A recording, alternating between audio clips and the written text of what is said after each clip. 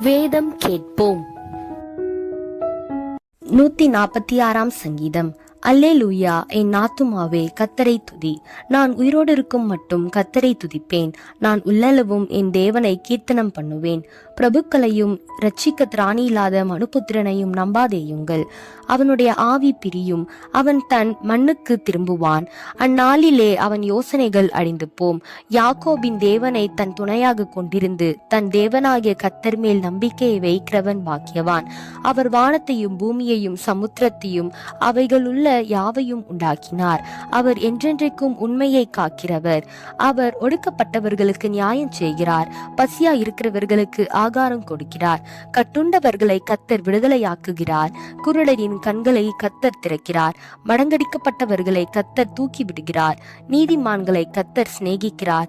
பரதேசிகளை கர்த்தர் காப்பாற்றுகிறார். அவர் திக்கற்ற பிள்ளைகளையும் விதவையையும் ஆதரிக்கிறார். துன்மார்க்கரின் வழியையோ கவிழ்த்து போடுகிறார். கர்த்தர் சதா காலங்களிலும் அரசாளுகிறார். சீயோனே, உன் தேவன் தலைமுறை தலைமுறையாகவும் ராஜரீகம் பண்ணுகிறார். அல்லேலூயா.